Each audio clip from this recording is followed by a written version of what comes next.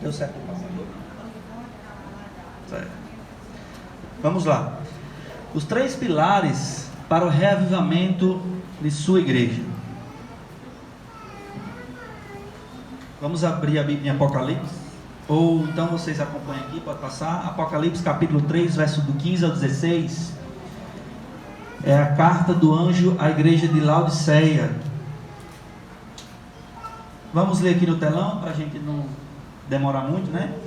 Conheço as tuas obras, que nem és fria nem quente. Quem dera fosse fria ou quente. Assim, porque és morno e nem és quente nem frio, estou a ponto de vomitar-te da minha boca. Essa mensagem que está em Apocalipse capítulo 3 é uma carta do anjo à igreja de Laodiceia. E a igreja estava numa situação crítica de que nem estava frio nem quente. Estava como? Morno. E quando a gente percebe o que o anjo quis dizer com morno, a gente pode até pensar: o que é morno? O que é morno? Morno é um status. Imagina aí, a gente não existe, é como fosse uma coisa que não existisse muito bem, sabe? Morno é o quê? Ou é quente ou é frio, não existe. É uma coisa que a gente colocou, uma palavra que a gente inventou ali porque não tinha outra, nem é frio nem é quente, é uma coisa neutra, não sabe de nada. Agora, quando a gente aplica esse contexto no cristianismo daquela época, era dessa maneira: os cristãos iam para a igreja, todo mundo sabia que os cristãos estavam indo para a igreja, só que por dentro eles não estavam buscando a Deus. Então eles estavam nem quentes, porque não tinham o Espírito Santo, não estavam buscando a Deus, e nem frio, porque quem está frio não vai nem para a igreja. E aí fica difícil dos líderes trabalhar com as pessoas mornas, não é? E quando a gente aplica no contexto de hoje, o secularismo tornou a igreja também morna. Muitos membros hoje da igreja estão mornos por causa do secularismo. Os nossos tempos fazem com que as pessoas fiquem mornos, porque dá atenção às coisas do mundo. As prioridades não são mais a Bíblia, não é mais Deus. Existem outras prioridades. Deve haver urgência na busca pelo reavivamento. Se não for agora, quando vai ser? Queridos, a igreja está morna faz algum tempo. E existe uma urgência para a gente sair desse status de morno. Existe uma urgência para a gente sair desse status. E essa urgência é hoje. A gente tem que tomar uma decisão de se reavivar hoje. Amém. Então, se não for hoje, quando será? Tem que ser hoje, irmãos. Verdade. Existem 3 maneiras para acontecer o reavivamento, os 3 pilares. E a gente vai ler um textinho aqui, essas citações, eu gostaria do apoio de vocês para ler a citação, certo? O Espírito de profecia declara: um reavivamento da verdadeira piedade entre nós, eis a maior e a mais urgente de todas as nossas necessidades. Olha aí, a maior urgência hoje é buscar o reavivamento. Se tem uma coisa que é urgente, que você tem que fazer, é buscar o Espírito Santo, é buscar se reavivar. Essa é a maior urgência. E o primeiro pilar para a gente ser reavivado, ser reaceso, é reavivamento através da palavra de Deus. E aí existem 2 formas de a gente se reavivar na palavra de Deus. A primeira forma é a forma pessoal. Está lá em Salmos 19, verso 50, que diz assim: o que me consola na minha angústia é isto, que tua palavra me vivifica.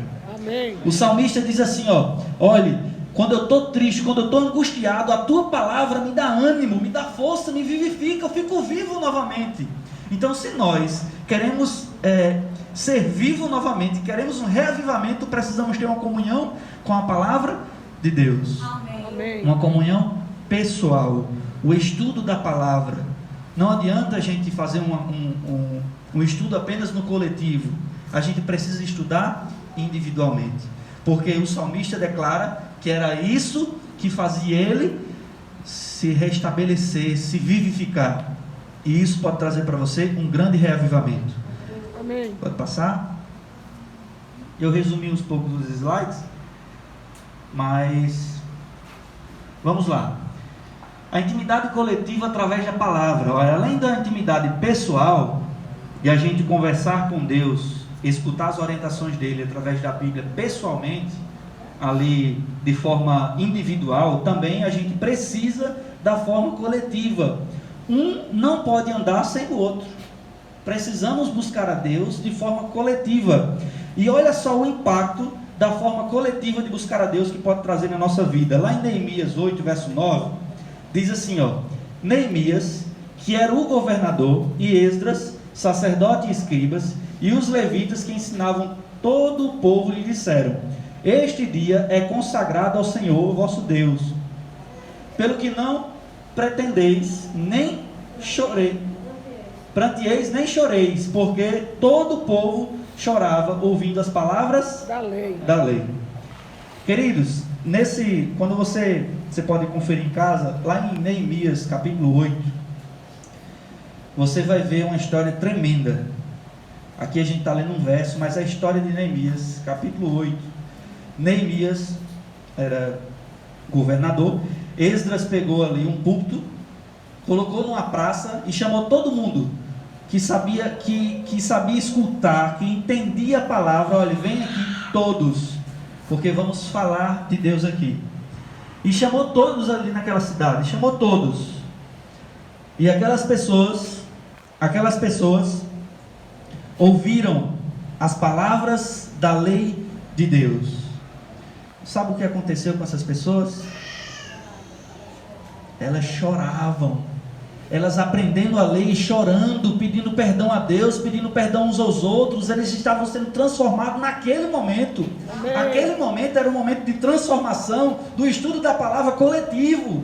Era o coletivo que estava estudando, todos estavam ouvindo a palavra de Deus, a lei de Deus. E olha que interessante, é que a lei estava sendo ensinada. Não era imagina só, a Bíblia diz lá em Neemias 8 que foi de manhã cedo até meio-dia, o meio-dia inteiro, pessoas estudando a lei de Deus. E olha, nesse dia foi um dia de tanto poder, que se tornou sagrado. Eles disseram: olha, nesse dia agora vai se tornar sagrado, porque houve milagre aqui, o Espírito Santo está aqui. Amém. Esse é o poder que nós devemos buscar também na forma coletiva, o poder da palavra de Deus. Primeiro, a gente precisa ter uma comunhão pessoal com Deus. Também a forma coletiva. O outro pilar para a gente reavivar a nossa igreja é através da oração. A oração é uma ferramenta importante para a gente ficar vivo todos os dias. Vamos ler um textinho aqui. Lucas 6, verso 12 diz assim, ó: naqueles dias retirou-se para o monte a fim de orar, e passou a noite orando a Deus. Ó, aqui é um relato bem simples que a gente já conhece. Jesus se retirou para o monte para orar. Ele se retirou para ficar como? A sós, para ficar sozinho. Existem duas maneiras de a oração ser um grande passo no nosso reavivamento. A primeira maneira também é pessoal. Devemos orar de forma pessoal. Aqueles cristãos que oram apenas na igreja não estão sendo vivos, estão um cristão zumbi, porque os cristãos devem orar de forma pessoal em casa também, sozinho, porque a forma coletiva é importante, mas a individual também é indispensável. As duas entram em conjunto. Então precisamos nos retirar de alguns momentos para orar. Eu acho interessante quando a Bíblia fala que Jesus se retirou para o monte, porque existem lugares que não são adequados para a gente falar com Deus. Existem lugares que não dá para a gente conversar com Deus, e a gente precisa se retirar daí, se retirar de lá por um momento para falar com Deus em um lugar tranquilo, a sós. Vamos ler outro texto, pode passar? A citação, ó: o Espírito de profecia afirma, todo mundo, a ideia de que a oração não seja essencial é uma das mais bem-sucedidas armadilhas de Satanás para destruir almas. Oração e comunhão com Deus, a fonte da sabedoria, o manancial de poder, paz e felicidade. Jesus orava ao Pai com grande clamor e lágrimas. Conselhos para a igreja. Suba aí, Davi, ó. Só um negrito agora. Vamos ler. A ideia de que a oração não seja essencial é uma das mais bem-sucedidas armadilhas de Satanás para destruir almas. Olha só a armadilha de Satanás. Uma das mais bem-sucedidas para destruir as almas é dizer que a oração não é essencial. Existem pessoas que passam o dia inteiro sem falar com Deus um minuto. E essa é uma das grandes armadilhas de Satanás para as pessoas que acham que a oração não é essencial, mas a oração é essencial, muito essencial. Pode passar? Agora, vamos ver o poder da oração agora na forma coletiva. Lá em Atos 1, verso 14, e o capítulo 2, verso 4, diz assim, ó: todos estes perseveravam unânimes em oração, com as mulheres, com Maria, com a mãe de Jesus e com os irmãos dele. Aí o capítulo 2, verso 4, todos ficaram cheios do Espírito Santo e passaram a falar em outras línguas, segundo o Espírito lhes concedia que falasse. Amém. Queridos, uma coisa a gente precisa destacar nesses dois versos. Primeiro, é que aí fala que todos estes perseveravam unânimes em oração. Eu não sei se eu coloquei uma citação depois, passa aí só para me ver dali. Não, volta, eu coloquei não. Ó, todos estes perseveravam unânimes em oração. Queridos, quando diz unânimes, é porque todos estavam em conformidade, estavam ali, todos interagindo, ligados, todos no mesmo pensamento, no mesmo propósito. Isso quer dizer que eles estavam unidos. Amém. E essa união trouxe o poder do Espírito Santo, e mais na frente, todos ficaram cheios do Espírito Santo e passaram a falar em línguas. Vocês lembram que os discípulos brigavam por posições, quem ia ficar à direita do Pai, quem ia ficar à esquerda, lembra disso? Mas nesse momento de Atos 2, antes deles receberem o Espírito Santo, eles tiveram que colocar suas diferenças de lado. Não existe você receber o poder do Espírito Santo se você tem intriga dentro da igreja com seu irmão, se você tem indiferença. Aqui está dizendo que a oração faz com que a gente tire as indiferenças. Quando a gente ora no coletivo, a gente sente o desejo de pedir perdão uns aos outros, de pedir desculpa, ignorar as más palavras, deixar para lá, porque o foco é Cristo, é o Espírito Santo. E para a gente receber esse Espírito, a gente precisa estar unidos, unânimes. E é por isso que estamos reunidos aqui, com unanimidade, para receber esse poder. Olha só, o interessante é que quando a gente vê os relatos dos evangelhos, a gente percebe que é uma diferença enorme. Pedro, com toda aquela ignorância, com toda aquela brutalidade, não é? E agora eles receberam o Espírito Santo, eles estavam unidos. A gente vê nas histórias que não parecia que os discípulos eram unidos, não parecia. Mas sabe o que foi que aconteceu com eles? Eles sentiram a necessidade, eles sentiram saudade de Jesus, a falta de Jesus, e agora eles sentiram a necessidade de buscar incansavelmente por Ele. E eles oravam todos os dias, todas as manhãs, todos os momentos, juntos. Esse é o poder da oração coletiva. O poder da oração coletiva traz perdão. Amém. Se você está precisando de perdão ou precisando perdoar alguém, ore com ele.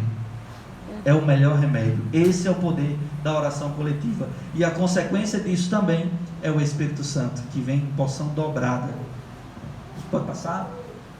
Olha aí, ó, vamos ler isso aí. O Espírito Santo é o sopro da vida espiritual na alma. Isso está lá em Serviço Cristão. Vamos repetir.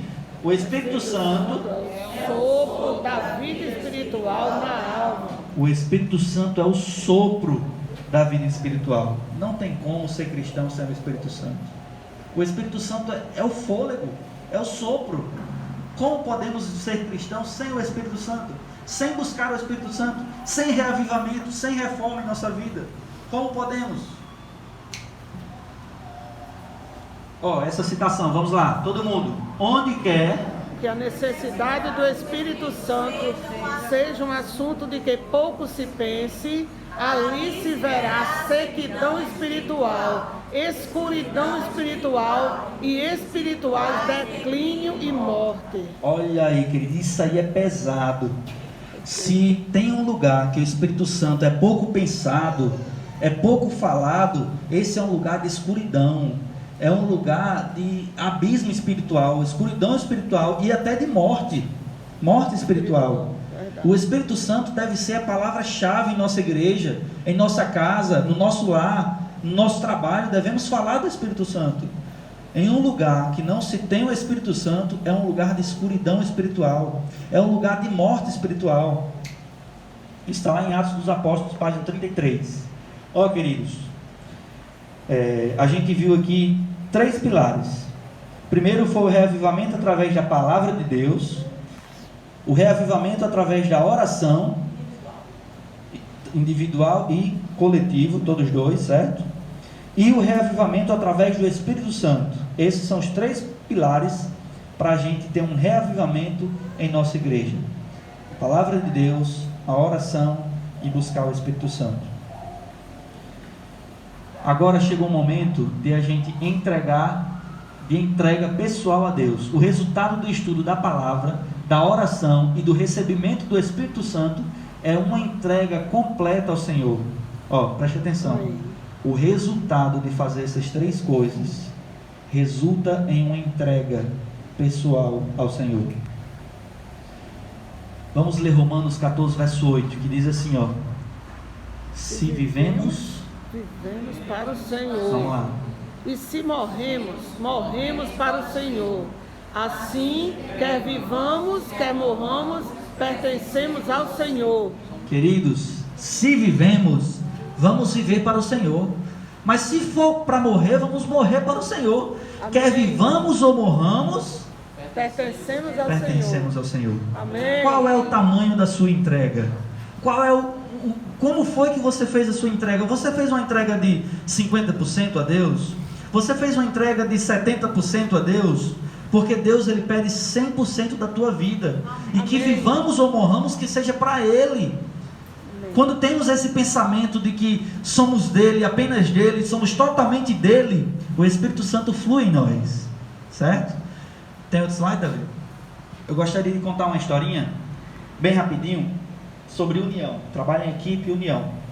Talvez alguns de vocês já conhecem, já ouviram falar dessa historinha, mas tinha um carpinteiro que tinha várias ferramentas. Carpinteiro tem algumas ferramentas, né? Quais são as ferramentas do carpinteiro? Alguém diz aí? Martelo, serrote, plânia, né? Trena, esquadro, enxó, mais o que? Alguém conhece mais alguma? Alicate, acho que tem alicate. Prego, parafuso, né? Vamos lá. Então, certo dia, houve uma assembleia das ferramentas do carpinteiro. As ferramentas se juntaram para fazer uma assembleia, uma reunião. E eles estavam discutindo quem eram as principais ferramentas que iriam participar dessa assembleia, porque não cabia todas as ferramentas. E aí o martelo começou batendo aqui, bora pessoal, vamos decidir. E aí já chamando a atenção, já fazendo barulho, bora pessoal, quem vai participar aqui? E aí todo mundo conversou, martelo, você é um que não devia estar aqui, você não pode estar aqui, martelo. Eu disse, por que eu não posso? Eu sou o líder de vocês. Que líder o quê, rapaz? Você é o que mais faz zoada, fica batendo toda hora, fazendo barulho, tumulto. Você não pode estar aqui. Vamos expulsar o martelo. Sai, martelo. E todo mundo gritou as ferramentas, martelo, vai embora. E o martelo foi obrigado a sair. Aí o martelo disse assim, olha, eu saio, mas tem uma coisa, o parafuso tem que sair também. Mas por que eu tenho que sair, martelo? Olha, o parafuso enrola demais, tem que dar não sei quantas voltas para poder servir para alguma coisa. Isso enche minha paciência. Isso não existe não. O parafuso não é para estar nessa assembleia. Se vocês tiverem que decidir alguma coisa nessa assembleia, não vai ser com o voto do parafuso, porque ele tem que dar não sei quantas voltas para poder resolver um assunto. Não dá certo o parafuso nessa assembleia. Eu só saio se o parafuso sair. E aí todo mundo, vamos tirar o parafuso. Tiraram o parafuso. E aí o parafuso disse assim: eu posso sair, mas eu só vou sair se a Trena sair. Eu acho a Trena muito metida. É só ela que bota medida nas coisas, vem medir a gente, vem dizer como é que a gente tem que estar, qual é o tamanho da gente. A Trena é muito metida. O marceneiro vai medir uma peça, tem que ser do jeito que ela quer. Não é assim. Não funciona desse jeito. A Trena precisa sair do meio dessa assembleia. E aí todo mundo votou para tirar a Trena. E aí o marceneiro chegou e todo mundo parou. E depois a gente continua. Aí o marceneiro pegou as ferramentas, fez ali uma mesa linda, pegou a plane, usou todas as ferramentas ali, a Trena, mediu bem direitinho, e no final ficou uma belezura assim, uma mesa linda. E aí o marceneiro foi embora, terminou o trabalho, foi embora, e as ferramentas juntou de novo. Bora continuar a reunião? Bora. E aí, vamos continuar assim? Quem é que vai sair agora? E aí ficou querendo, não, vamos tirar fulano, vamos tirar fulano. Aí o serrote se levantou e disse: olha, peraí, antes de a gente tirar mais alguém, vamos pensar um pouquinho. Vocês viram o que foi que o nosso patrão fez? Que o nosso marceneiro fez? Ele fez um trabalho incrível. Mas sabe como foi que ele fez esse trabalho? Usando apenas as nossas qualidades. Ele usou as qualidades do martelo, usou a qualidade da Trena, e ele fez esse lindo trabalho. E aí o serrote encerrou a assembleia com essas palavras: e assim como existem essas ferramentas e existe um marceneiro, a igreja também são as ferramentas e Deus é o marceneiro. Amém. E aí quando nós olhamos para os defeitos dos irmãos, realmente não tem como os irmãos ficar na igreja, porque é muito defeito. Tem irmão que fala demais e fica batendo, zoando, gerando tumulto. E tem irmão que quer tudo do jeito dele, mede para cá, mede para lá. E existe pessoas de todo jeito. Mas quando a gente olha para o defeito, é impossível a gente trabalhar com essas pessoas. Mas temos um marceneiro que olha apenas para as nossas qualidades. Amém. Que olha para a gente e vê uma coisa que ninguém mais vê. E isso é a ação do Espírito Santo na igreja. O Espírito Santo faz a gente enxergar a qualidade de outra pessoa. Porque quando a gente olha com os nossos olhos, a gente não vê qualidade. A gente só vê aquela pessoa que não tem atenção nas coisas, que não lê a Bíblia direito, talvez. A gente julga mais do que olha para a pessoa realmente de fato. Quando a gente olha com a pessoa com os nossos olhos, a gente fica sem espaço para colocar defeito na pessoa. De tanto defeito que a gente já colocou. Mas Deus observa a sua qualidade e usa você como instrumento. Amém. Usa a sua qualidade como instrumento para trabalhar na igreja, para trabalhar na obra, para trabalhar no Caleb. Amém. Usa as suas qualidades.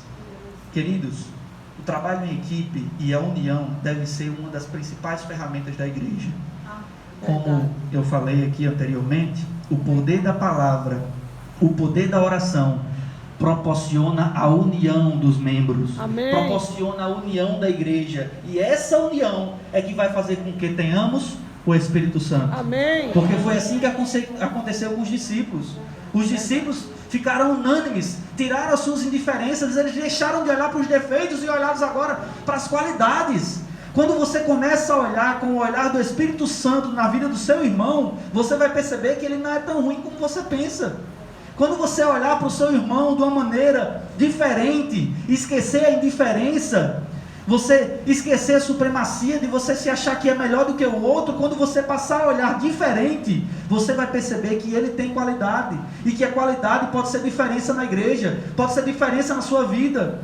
Essa é a ação do Espírito Santo, fazer com que tenhamos união, fazer com que tenhamos força. Porque com essa união, com a igreja unida, o Espírito Santo vai vir transbordando tudo, Amém. enchendo os nossos corações, enchendo a nossa vida Senhor. de uma maneira incrível. Amém. Agora o apelo dessa manhã é o seguinte, amanhã, ó, já quero que seja de manhã. O apelo dessa noite é o seguinte: esse resultado de comunhão é entrega total. Está você disposto a entregar totalmente a sua vida a Deus? Amém. Se você está disposto a entregar totalmente a sua vida a Deus, está no caminho certo. Vamos ficar de pé?